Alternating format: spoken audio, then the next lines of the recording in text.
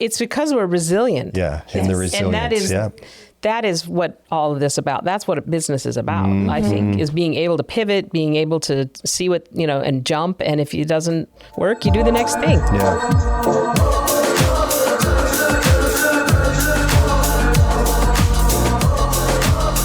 I am here with my co-host, Nicole Watson. Good morning. Good morning, Nicole Watson. This is your very first Native Edge podcast.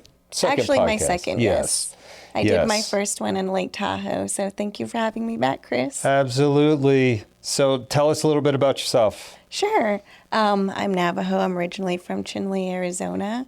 I came down right after I finished high school. I completed my bachelor's at ASU, went on, raised my kids for a little bit, worked in Gila River for about 9 years, and then went back for my master's from GCU in public health. That's terrific. And you're working here at the National Center? And now I'm working here at the National Center. It's really great. It's a lot of fun. I enjoy it a lot. What do you do here? I am the technical assistant specialist. What do you do here?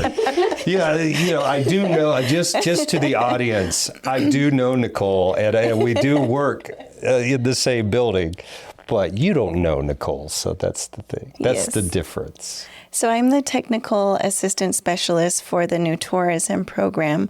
I oversee the Southwest region, which includes Texas, Arizona, Utah, New Mexico, Nevada, and Colorado. That's a big district. Yeah, it is. A lot of tribes. I believe it's 157 tribes. And you're going to visit every one of those? Yes, that is the goal. That's the goal. That's a lot of travel. So, well, Nicole, welcome. I'm glad you're here today. We have an awesome guest, and I'll get to the guest soon. We do have some interesting things coming up. So, Yvette is actually where's Yvette today? Alaska. Anchorage. So what are they doing up there? They are attending the SBDC Summit. Okay. So she's doing, and I think they're doing some tourism stuff as well. So great to have Yvette up there and with the team in Alaska. Our new tourism program is now 6 months, and it's really awesome. 6 months strong. We also have something else coming up. What do we have coming up in a couple of weeks? Or no, next week. Is it next week? 2 weeks? 2 weeks. 14 days. Yes, we have the Res Summit in Reservation Las Vegas. Now, have you been to the Res Summit before? I have actually, back in 2012. My late brother, he was one of the featured designers. Oh. And we did a fashion show, and I was actually one of the models. Wow. That's great. I spoke at 2012. Oh, yeah. And I'm actually wearing one of the shirts that was probably featured in the show that day. That's awesome. Yeah. Wow. So Res is coming up. We were expecting 5,000 attendees. It's a lot of folks. So a lot of fun stuff, a lot of fun activities happening. So it's just in a couple of, next week. Is it next week? 2 weeks. 2 weeks, but it feels like next week. Yeah. It's coming 10th. Fast. March 10th to the 13th. And I think, Michaela, when does this podcast air? It's going to air next week on Tuesday. Ooh, nice. So before Res.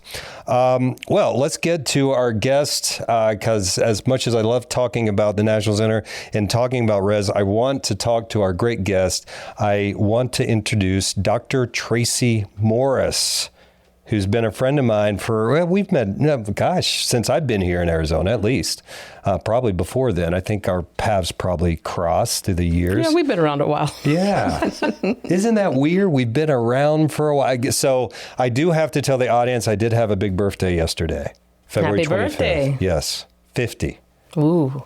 So you're admitting it. Wow. Yes, 50. So anyway, it's been fun.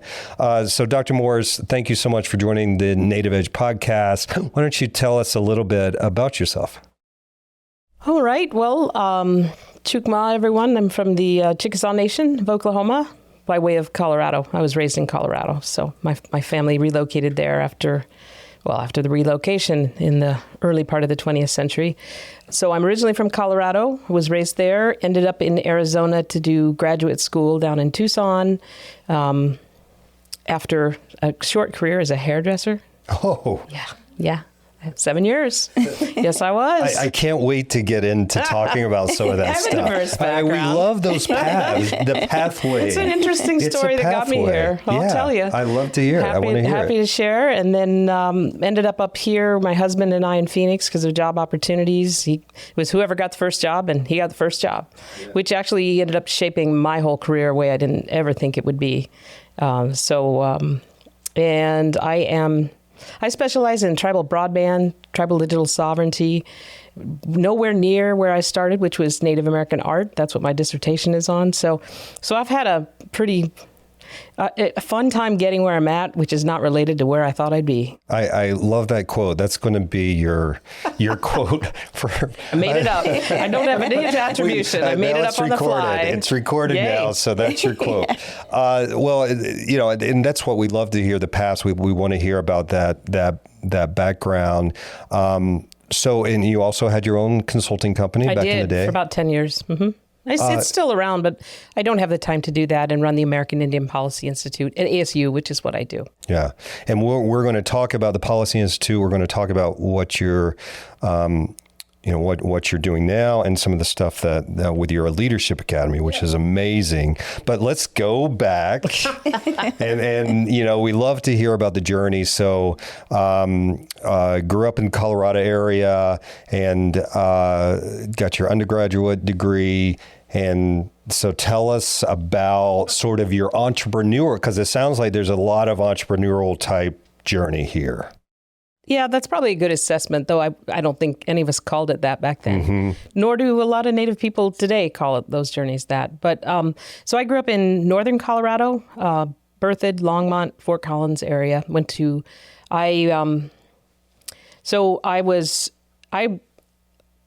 I was an old punk rocker. I'm going to just admit it. I'm old now. It doesn't matter. And I just needed a job. So my mom had been a hairdresser, and so I couldn't keep a job and I didn't have any skills. So she's like, you should go to beauty school. It'll be easy. And I'm like, oh yeah, I can do that. And I can still be punk rock. That'll be cool. So I did that. And I was actually pretty good at it. I'm still pretty good at it. I still cut my husband's hair, but, it was not fulfilling. It was creatively fulfilling, but I knew it wasn't something I'd do forever. We did it about 7 years. It was great. Got me through my partying years, got me through a lot of stuff. And then I was working at a shop. This is a great story. I was working at a shop called Crazy Horse in Boulder, Colorado, up on the hill near Narf, or the old Narf. Yeah. Yes, it was called Crazy Horse. And underneath it was a Chinese restaurant. One of my best friends worked there, and one day I went down to get lunch in the buffet line, and he was whining about something, saying, I'm out of here, I'm out of this town, I'm going to go to Colorado State University. And a seed planted in my head, and I went, I could do that.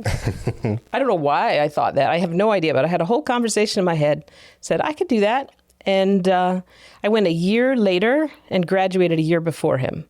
That's amazing. Not by any intent. I just loved it. And I still drove back to Boulder, Colorado, and from Fort Collins, and did hair 2 days a week. So I arranged my school schedule so that I could still do hair on Fridays and Saturdays.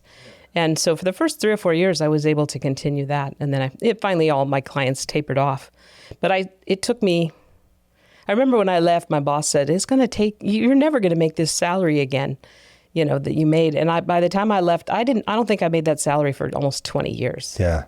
Even after getting 3 degrees. Wow. So it was a lucrative thing, and I still love it. I still keep my license because it was very important. You never know. I love it. No, but I was proud of it. Just like my degrees, it was very important. It's a formidable part. It's a formative part of my life, and I learned a lot about dealing with people in that situation. And you do have to be resilient and entrepreneurial in that space. But we didn't call it that. You just do it. You got to survive. Yeah. And if you got to be better than all those folks, this wasn't the years of, going into a booth rental. This was a 20-person salon, high end, all that jazz. There's a picture of me that still exists. We had to do model photos, and they blew them up huge, and they were in all the windows. So it was a thing.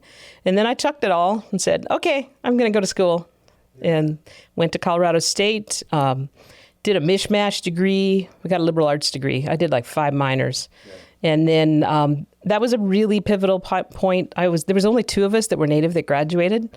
And we graduated in the same class, and I still know her, still am in touch with her, Stacy Ecafee. Shout out. Yeah. Stacy was in my class, and she was, we were the only two graduating that year at Colorado State. That was 91, I think.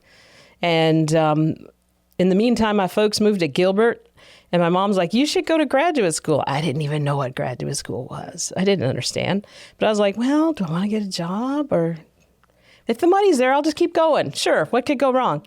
And I came to Tucson. I got in the American Indian Studies master's degree program, did that in 2 years, started my PhD, and promptly quit. It was, I was done. I'd gone 9 years through school, 8 years through school, and it's over. I was over it. And on Thanksgiving weekend, I quit school, and I went to my dean. We had a dean that was awesome. And I was like, thank you for everything, but I'm done. And she's like, let me give you an incomplete. I'm like, no, I'm done. Never coming back. I went back 4 years later. Yeah. But thank goodness she gave me that incomplete. But that was a crazy night. Yeah, I was Thanksgiving weekend. I quit school, quit my PhD, went out and saw a great band, and met my husband. Well, that's a great, it was, great transition too. And it's interesting though. Back in the day, punk rock, modern rock, all of that is now oldies. Yeah. Yeah, it is considered. But I think, that's you guys' time. It might still be a little. I'm just saying that The Cure is still good. The Cure is still good. Let's just be real. Their album was number one for the last how many months? How many weeks of the last year? I saw The Cure when they played here in Phoenix. Me too. 2 years ago or so. Was it 2 years ago? What a great show. Yeah. It's still a very big part of my life. I did radio training when I was in Tucson. I played in a band when I was in grad school. We recorded a couple of albums. So music's a big part of my life. That definitely keeps me grounded. Yeah. So that's a great story too. And I think a lot of our listeners, they're balancing, what do I do? You're on this decision path, and you could have taken a right turn or a left turn. So many turns. And, just hearing that story on how even, plus there's a little passion in there too. Oh yeah. Because you had the passion of a hairdresser, you have a passion of the business owner in a way. I didn't know that then, but I think in hindsight, you're absolutely right. And then you chose a different path, I have a pattern of doing that. Yeah. I tend to make the harder choice because and I've made some recently too. And it's like, I'm not sure where that came from, but there's always this path where it can be status quo, and then there's always this other thing where I'm like, oh, and I always tend to gravitate towards that other choice. Do you think it's a little bit of a risk taker, or do you take the safe way? Which way, or both? It's probably both, actually, because in my quiet time and my downtime, I'm not a traveler. Like so many of my friends are travelers. I'm not a traveler. Don't like to travel. I'm not out there doing bucket list travel stuff. That is not my thing. But am I going to take a risk in a situation like work or school or music or any of these other things? Absolutely. Yeah. So I think it's both. It's a good assessment. Yeah. And so you did all the education piece.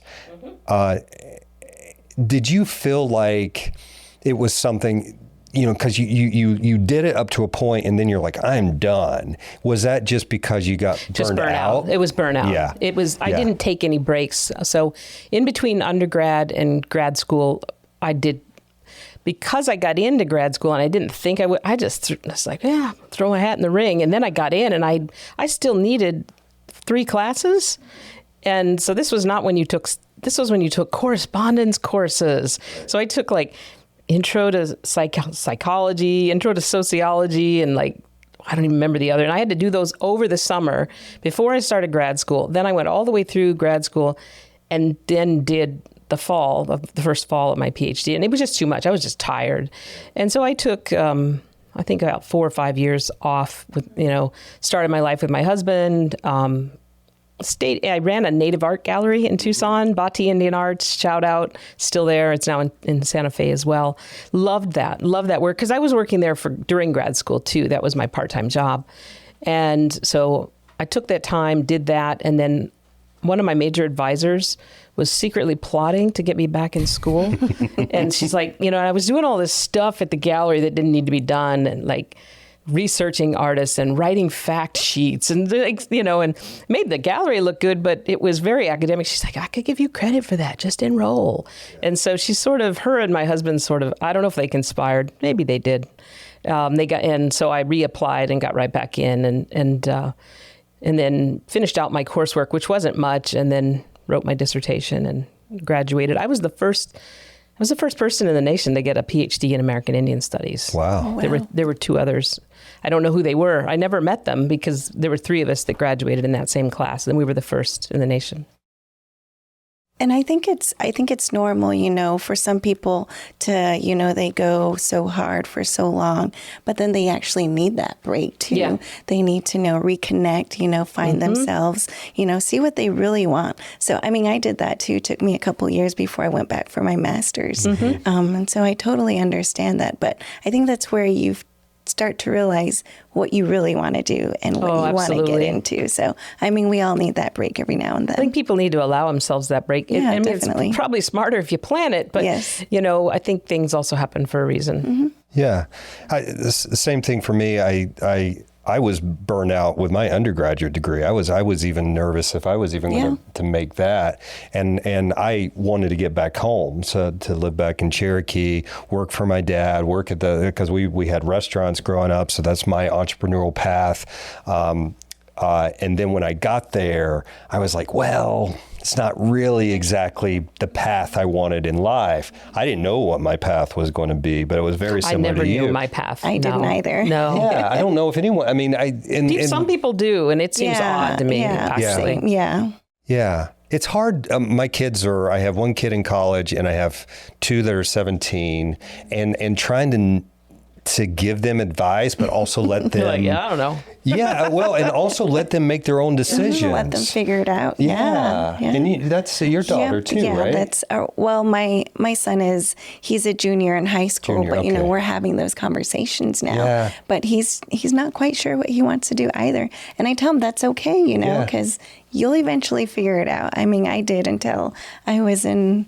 Way later on. Yeah, me too. Yeah. And I think our business owners that are listening to this too, I think sometimes, or even people that are thinking about a business, they're thinking of those, they're like, I know I have an idea, I just don't know how to get there. So I think hearing stories like yours is amazing because you can still have that idea, you can foster that idea, and you took some additional training too, like somewhere along your path. Yeah, you developed the consulting company. Well, that was a necessity. That was a resilience thing. So we moved up here to Phoenix from Tucson, my husband and I, and I guess it was 2006. And I ended up working I couldn't get an academic job. I went to ASU and they're like, Indian Studies degree? Yes, they have an Indian Studies program. They're like, but that's not a real degree. They didn't know how to value the degree because it was so new. And so I ended up piddling, doing a few adjunct classes here and there, but I ended up working for Native American Connections. And then I jumped over to the state. It was the Commission of Indian Affairs at the time. Now it's the Office of Tribal Relations, I think, Governor's Office of Tribal Relations. So I ended up working there. And that is what impacted me because that was the first time I ever worked directly with tribes. And that changed my path so dramatically that it informs everything I do. That experience of taking it out of the book, we always call it, theory and practice, and to work with tribes, see what they needed, see what was going on the ground, changed everything I wanted to do from then on out. And so I worked for the Napolitano administration. So as y'all might know, she left to work for President Obama. And when that happened, they said, you got 3 months to find a new job. And this was the downturn. There were no jobs. There were no jobs, but I was working with tribes and doing these things, and I had built these relationships in my position with the commission. And one of my coworkers said, "You should start a consulting business." And I'm like, "What's that?" And she showed me how easy it was, and I don't know how she knew. She was on our support staff, but she's like, "No, you just form an LLC and you do this thing." And so I was like, "Well, what could go wrong? And so, I've always made that choice. So I talked to my husband, and because of course I got a job offer that was paying way more at the time. And he's like, well, but I also had a contract offer. Yeah. And he's like, and he just, he said, which one do you want to do? We got it no matter what. He's always been super supportive of me in my endeavors. I would sure not be here. I wouldn't have my PhD without him. And so I jumped at the chance to form Homahota Consulting. And it was a really amazing experience. And so I formed it in 2009. And I did a lot of work. I did work with Native Public Media. I did work with the New America Foundation in D.C. I did work with the Institute of American Indian Arts. I went through the SBA's Emerging Leaders Program. Is that what it's called? I can't remember. Emerging Leaders I have Program. the little plaque on my thing. It was a hard thing to do then because nobody was doing it and nobody knew what to do with somebody doing consulting and tribes.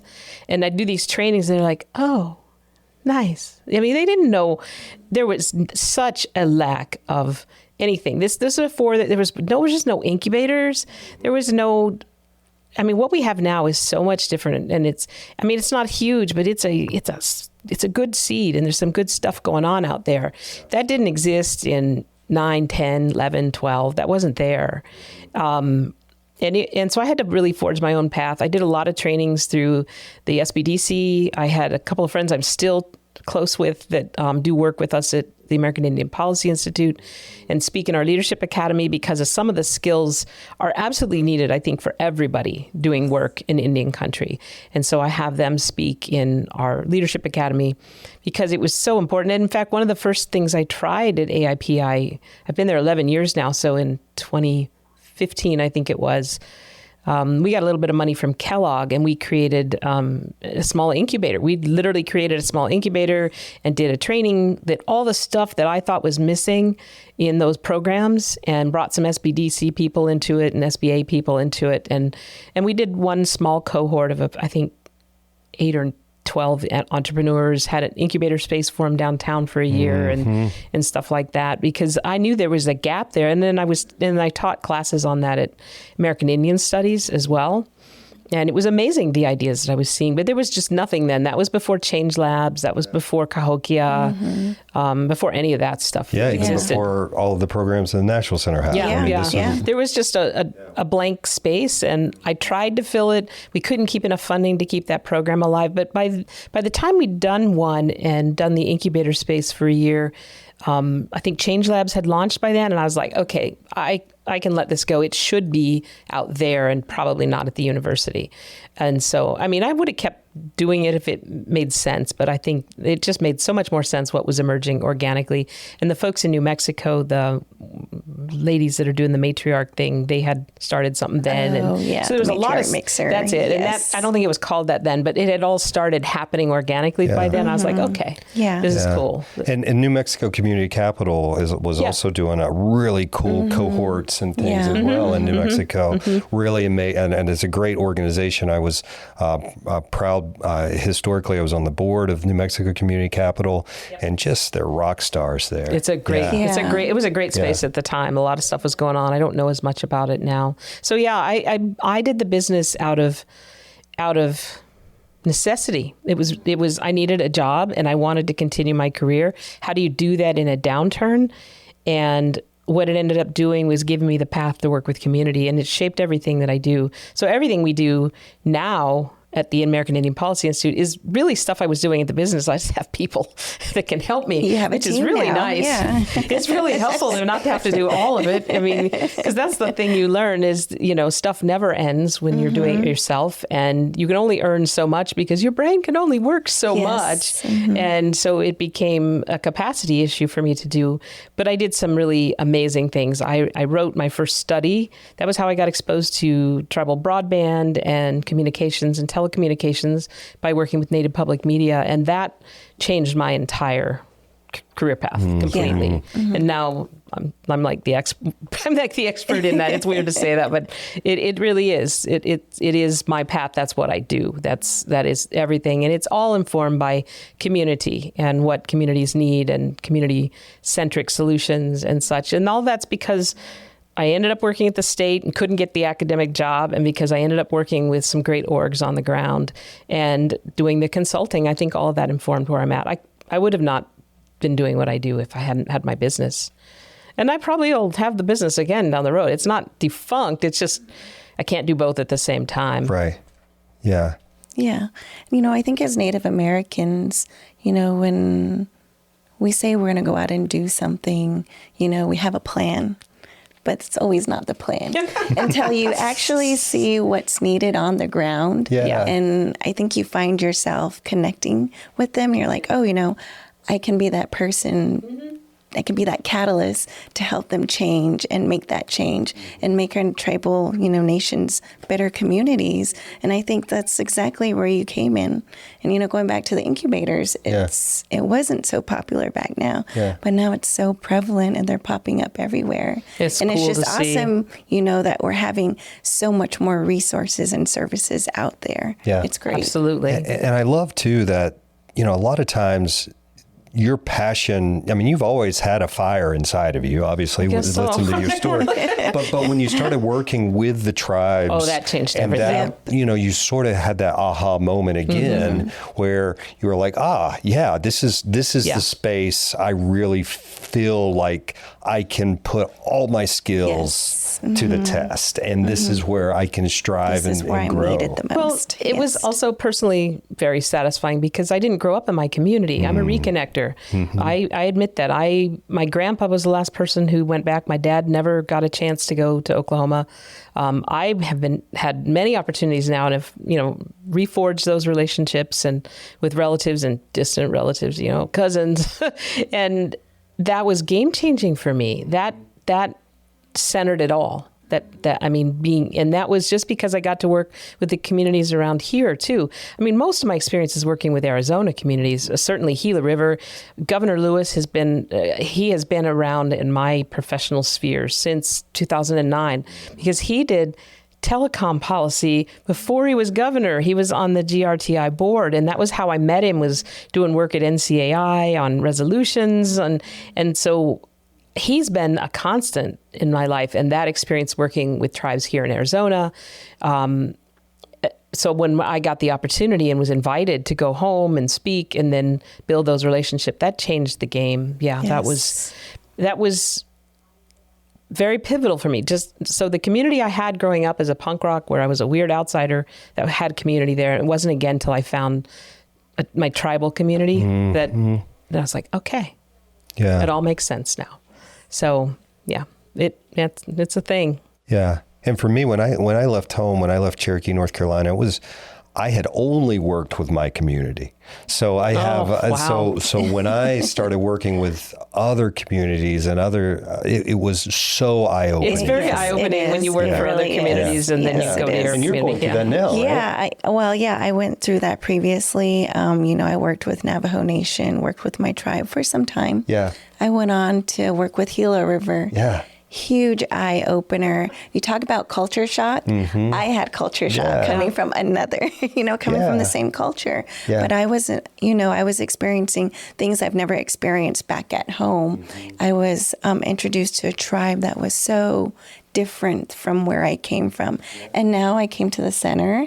I'm working with 157 tribes. It's like another, there you go. So I think it happens everywhere, but that's just life too. It's a good experience. There's always commonalities. They say there's nothing, you can't generalize about Indian country except to say you can't generalize about Indian country. But there are similarities. There's a thing. Yeah. There's a thing if you pay attention. Yeah. That's always there. Well, and because of thousands of years of it's because we're resilient. Yeah, and the resilience. And that is what all of this about. That's what business is about, I think, is being able to pivot, being able to see what, and jump. And if it doesn't work, you do the next thing. Yeah. I guess, I don't know where I got that. Yeah. I don't know anyone.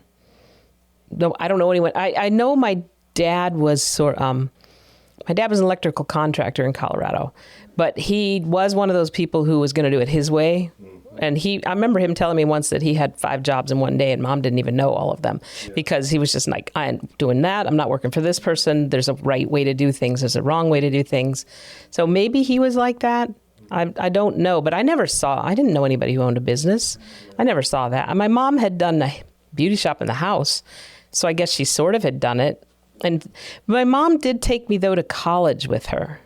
She went back when I was in junior high to college and went to Metro State in Denver. And so she took me to classes. And I remember that being really eye-opening. So maybe it was some of those things, but I don't know where I got the idea that I could start a business and run a business. I didn't even pass algebra in junior high. But so I do want to talk about some of the broadband initiative and work that you've done. That's my role now. Because and you're fresh off of Wiring of the Res last week. Last week it was great. And that's a conference that's just growing and growing every year. One of our board members, Charlie Galbraith, he spoke. He did. I think in 2023 I was able to attend and speak.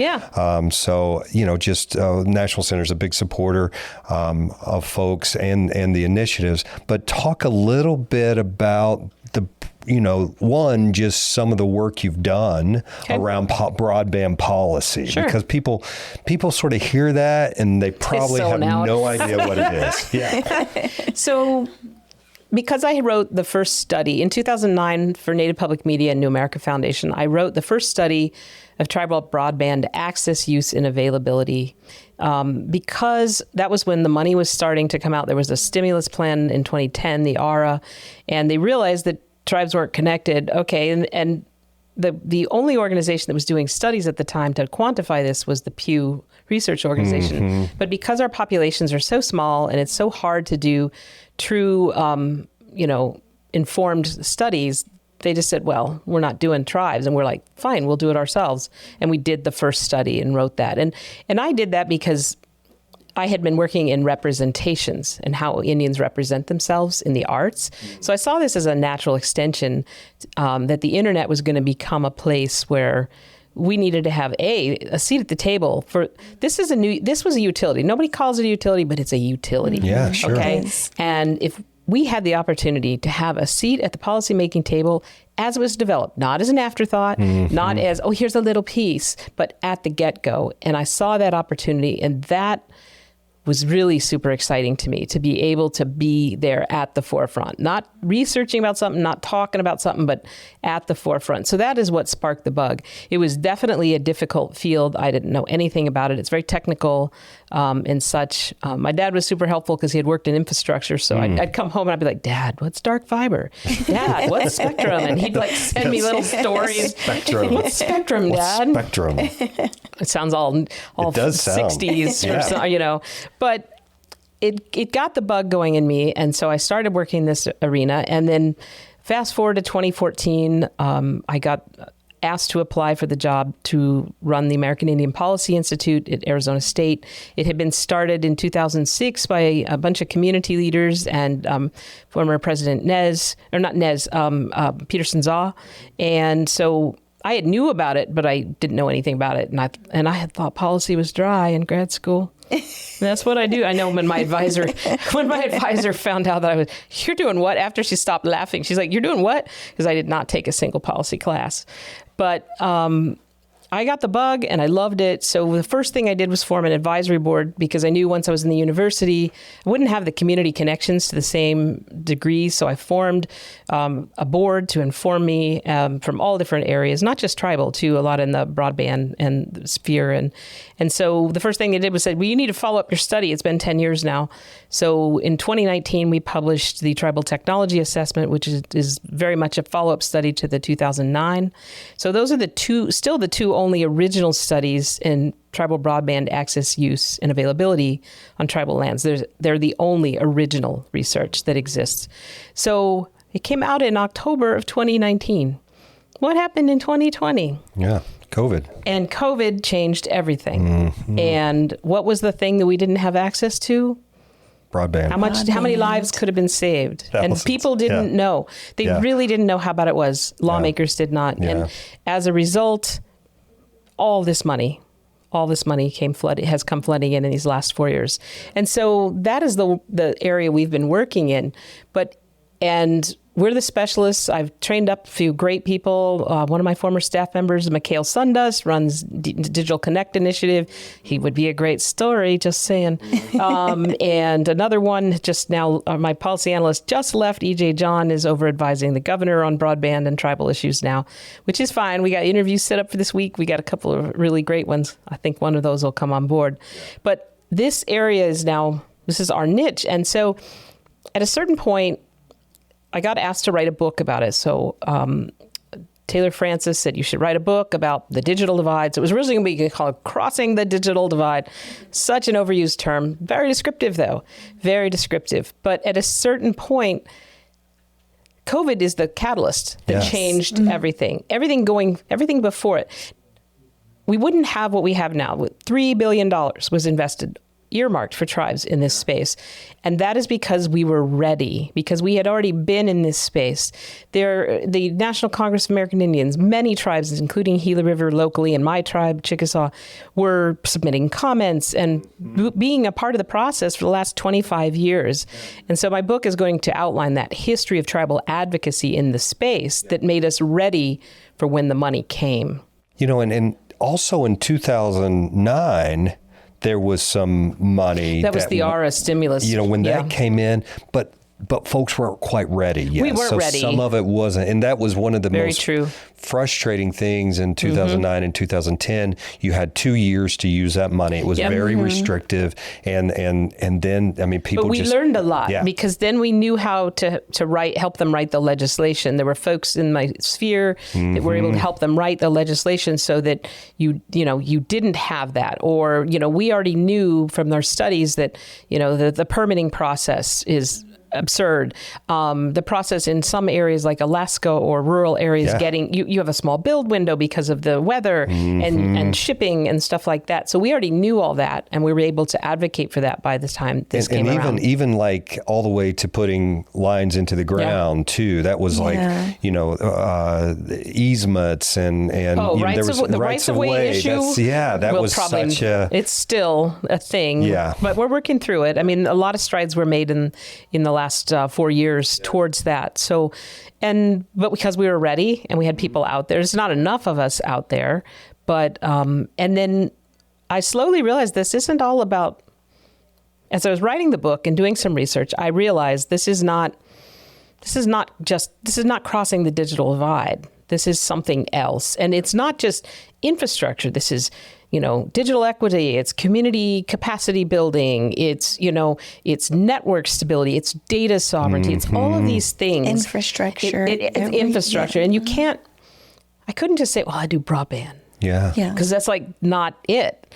And so I started thinking about that. I'm doing research and I start seeing that in Europe, they're very proactive about what they call their digital sovereignty plans, especially the European Union. Very active, doing some really amazing stuff. Some of the privacy we have as Americans is as a result of the European Union's stance in this space.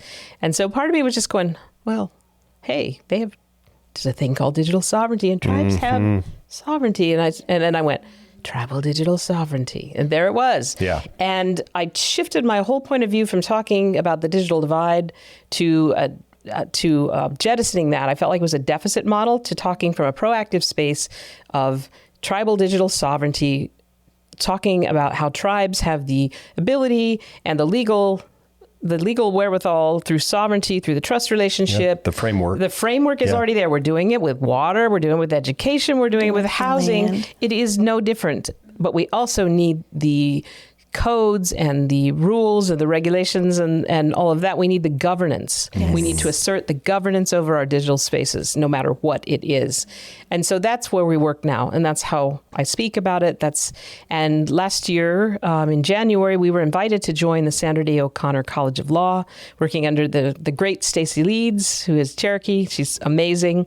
And we, in July or June, we launched the Center for Tribal Digital Sovereignty in partnership with the National Congress of American Indians to solidify this work, bring it all under one umbrella and such.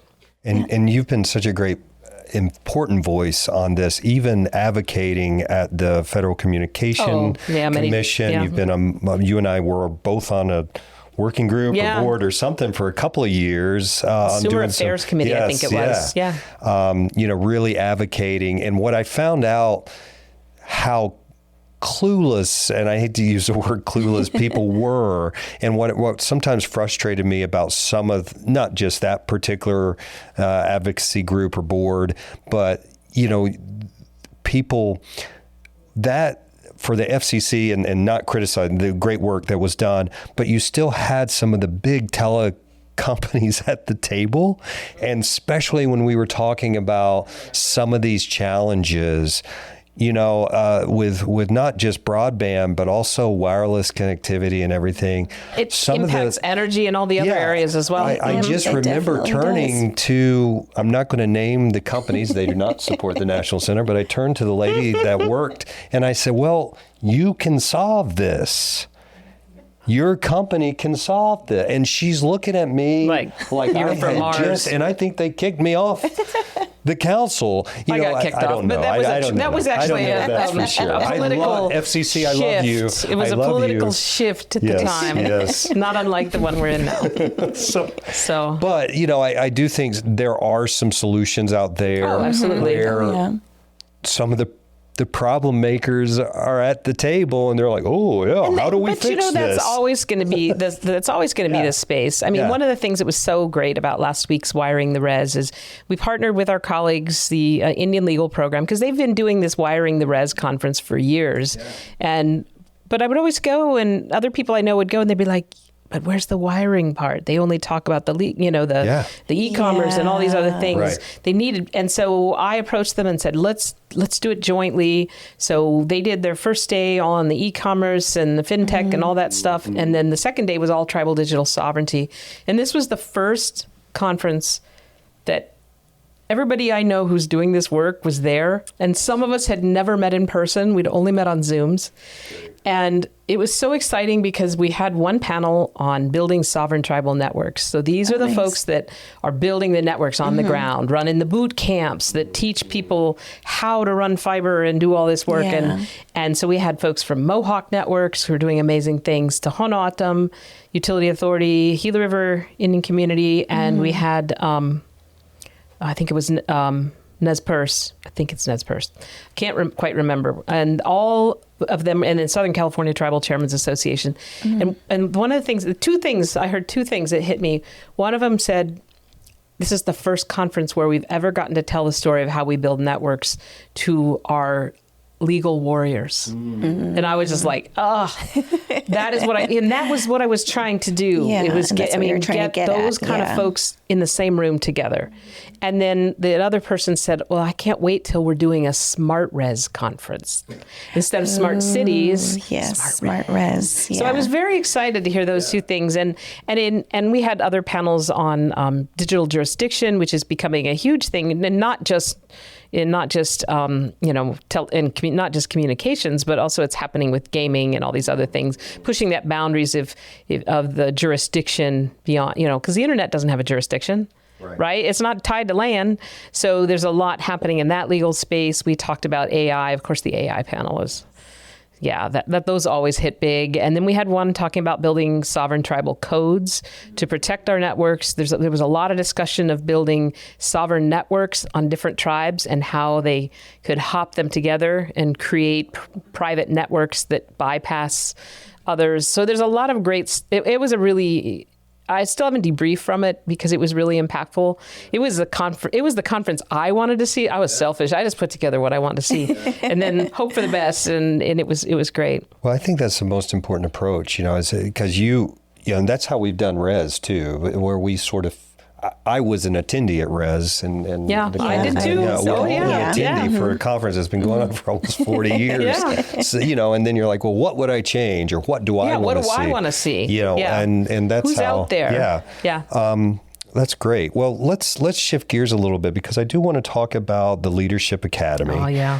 And why don't you give us a little background about the Leadership Academy and then what's coming up in a couple of weeks? Will do. Yeah. So We have, at American Indian Policy Institute, we do policy solutions is what we call it. We do capacity building, and we do research. So the Indigenous Leadership Academy is our main capacity building program. And that was launched in 2020, late 2020, probably 21 technically. The money came in 21 when the Arizona Public Service, our utility provider, came to Arizona State and they said, there's all these great leadership programs in the Metro Phoenix Valley. There's Valley Leadership, there's Flynn Brown, there's a Black one, there's a Hispanic one, but there's no Native one. And we funded all of these others. We seed funded all these others. We would like to give you money to build that. And Jacob Moore, our Vice President of Tribal Initiatives, came to me and said, "What do you want to do?" I'm like, "Yes," because I had been through Valley Leadership and I had been through, and I thought of my SBA experience and all these things that are missing. And so I was jumped at the chance to build this. So we built this program in 21, didn't exist, all from scratch.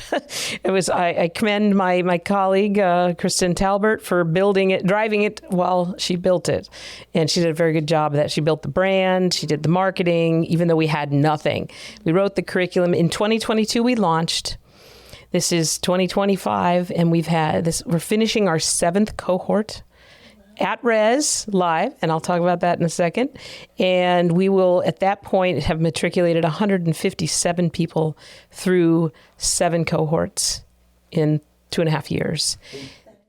Can you give us a couple of examples of some of your, I don't want to call them students. What are your leaders? So I think is a great emerging leaders. We aim for emerging leaders, and it's kind of nebulous, but it's not. It's those folks who don't think they're leaders but want to be, or they probably are and don't know it, aren't really admitting it, but they're on that path.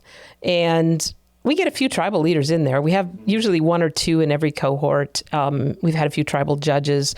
I think we've had 8 or 10 now that have gone on to become leaders since they've been through the program and such. So they're usually folks that have 3 to 5 years of professional experience. We don't accept students because we know we're going to have that gamut in age. We know that we're going to have that gamut of early leader and, already leading and not admitting it.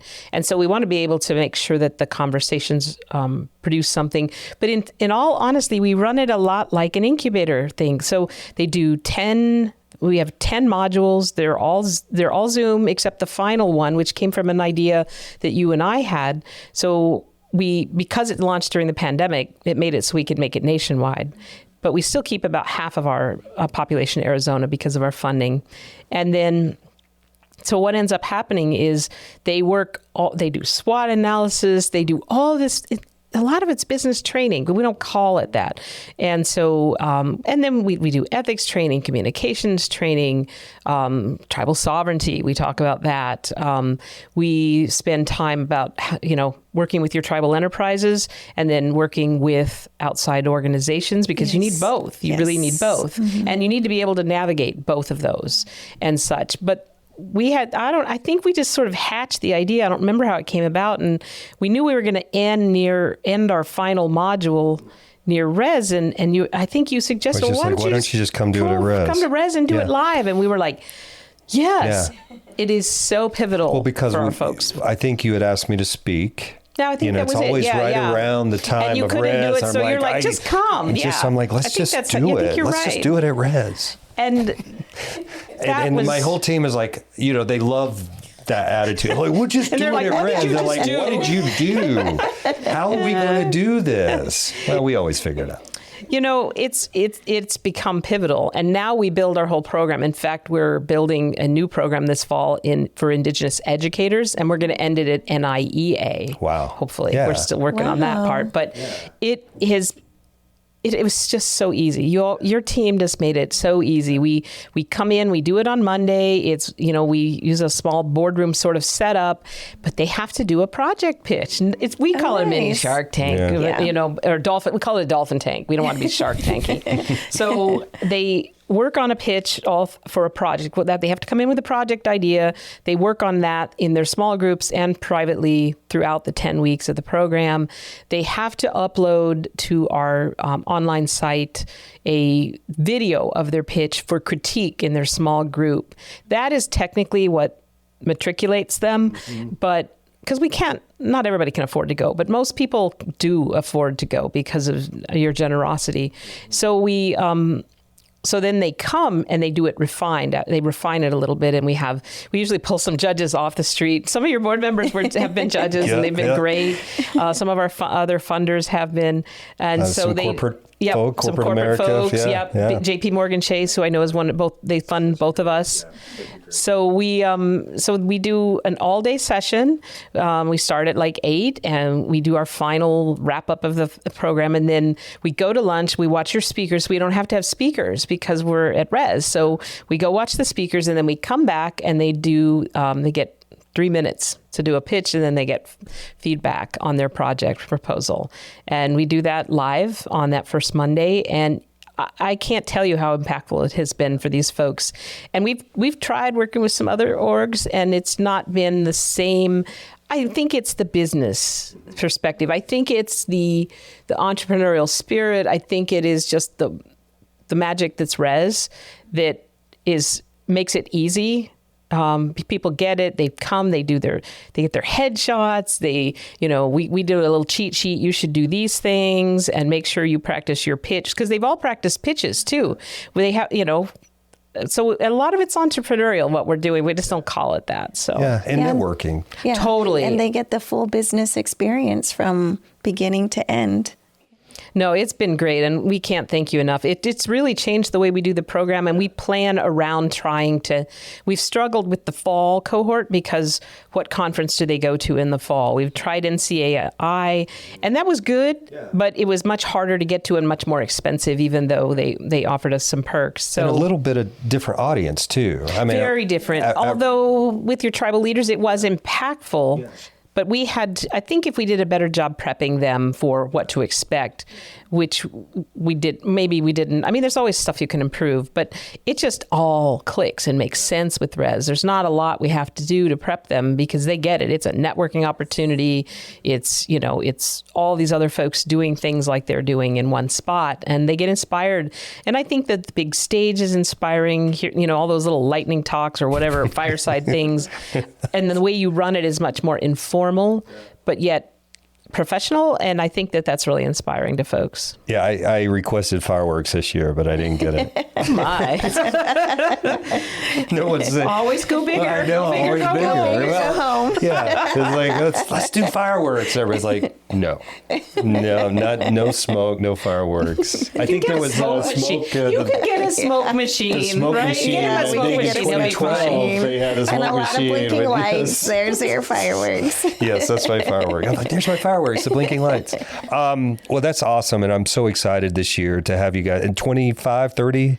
We have 25 going through. Usually we end up being around 20 that actually can actually attend because of affordability, or this year we have some budgetary issues with some folks that aren't able to attend. So I do want us, as we sort of wrap up with time, I do want us to talk a little bit about, as you're an expert on policy, right now, a lot of folks are having to readjust, and including us. I am very transparent that the National Center is about 40% of our budget comes from four federal agencies. We are navigating that now, figuring out, but it's really scary for a lot of people of when you're hearing possible cuts, and when our community's being thrown in to maybe places they're not supposed to be thrown in, the DEI initiatives and whatnot. Without being political or anything, I'd love to hear just some of your thoughts. And if there's folks out there struggling a little bit, what's some of your advice, and what are you working with now?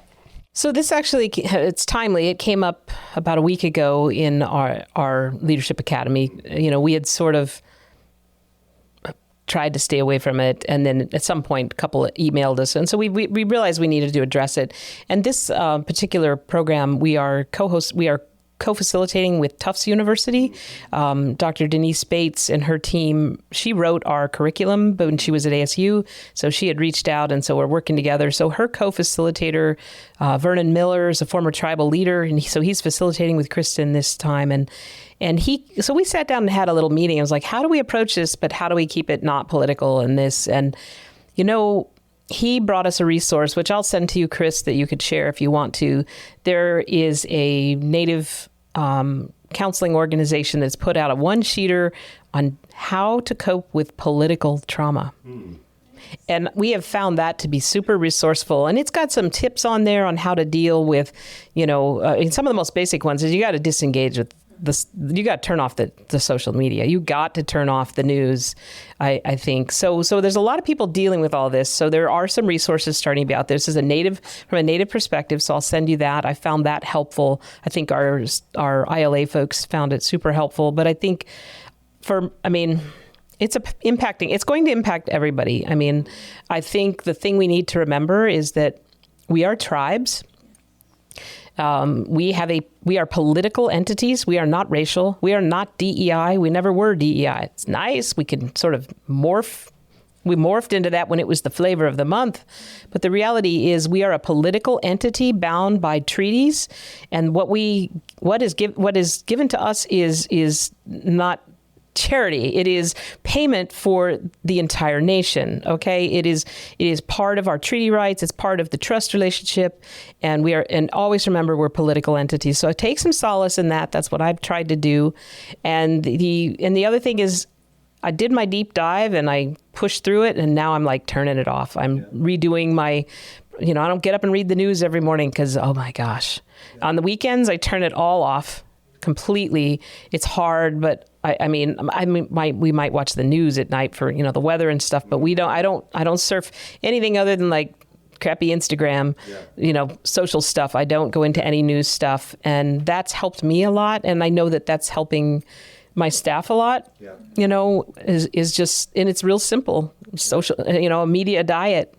That's what it, or a media fast. Yeah. Yes. And I think we are, and going back to the broadband and back, we are so connected now compared to even a decade ago. And definitely 20 years ago when, there was, we all walk around with a computer in our pocket. We all have instant, and even our children now have access. And it's just like, so I love that advice of like, disconnect yourself. And that's okay to be disconnected because our children may not remember not having that device, but we sure do. We do, yes. We remember that it felt so good when we didn't always check email at 9 p.m. And we were totally fine with it. We were totally fine. We're a different generation.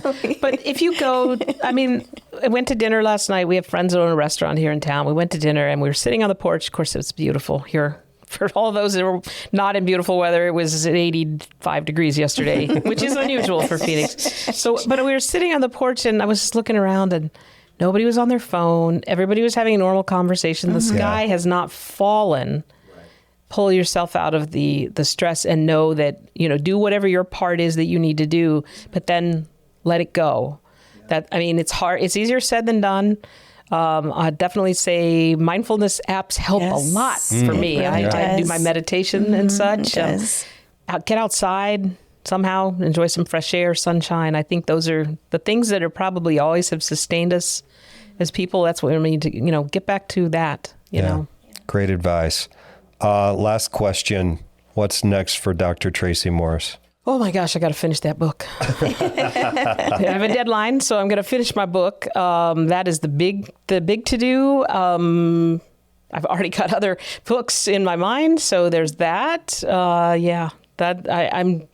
I'm so solely focused, and I just feel like there's not enough time right now. So there's a lot percolating in my brain these days, and a lot of opportunity to get it out there. So I think writing, if I had the perfect day, I would be able to write, take a sabbatical, and get the writing finished. That would be the big thing. And then I have a book I want to do with Chickasaw down the road when I finally get some time, however that looks. Yeah. And I'm teaching a class on tribal digital sovereignty this fall. I haven't written my syllabus yet, but working on it. Yes, Yeah. you'll get there. You'll Yeah, get that's there. great. You always get it done. We don't really have a choice. We're Indians, right? Well, That's what we do. Traci, I just want to commend you on your continuous advocacy. Thank you. And your protection for our tribal Thank you. communities. I mean, you do so great at it. You can tell, with everything you've just told us, your passion for it. It's going to take you a long way. So Well, thank I'm you. pretty sure you'll get done with that book very soon. One way or another. Yeah, I agree. And hey, thank you. I'm enriched from this conversation. I hope our listeners are. I mean, I've pulled out so many things just in my mind of advice and just, listening to your story. I know you and I've known each other for a long time, but it's nice to go all the way to the Yeah, I don't think beginning we've ever and to talked know we about haven't our talked background. about it. Yeah. I love it. I mean, because I can see so many people when they hear your story, they're like, oh, well, I can go back to school. I can do what I want to do. So I really appreciate sharing so much. I'm so excited about the cohort next week or whenever Rez is. 2 weeks. It'll 2 weeks. It'll be 2 weeks. We're not even ready yet. Yeah, I'm just excited about meeting folks and definitely. Seeing them and being part of that. If anybody's around on Monday, they're welcome to pop in. We always have chairs around. They can watch folks do the pitches and things like that, or they could always reach out to me and we'll let them know what we've got a schedule there. So great. Well, thank you. Yes. thank you. Yes. And to our listeners and watchers, thank you for watching the latest episode of The Native Edge. The National Center for American Indian Enterprise Development is a 501c3 nonprofit organization. Thank you so much for any of your donations and support of this great organization. We run 9 programs throughout the United States. We have over 4,000 clients, and Nicole's going to meet each and every one of your clients this year. Everyone. Everyone. So we have an awesome staff, an awesome team. For more information, Michaela is going to put some links on how to reach out to the things you talked about. Yes. So wiring of the res, if people have some additional questions on resources, there's things you can provide. So we'll have that. You'll be able to get the information on how to reach out to Dr. Morris. We will see many of our viewers, listeners at the Reservation Economic Summit. March. 2 weeks. 2 weeks. It feels like next week. 2 weeks. Yes. And go Devils, Traci. Oh. I'm a devil cat. Yeah, a devil cat. I like that. So I'm Chris James. I'm Nicole Watson. Thank you for being part of the Native Edge. Until next time. See you then.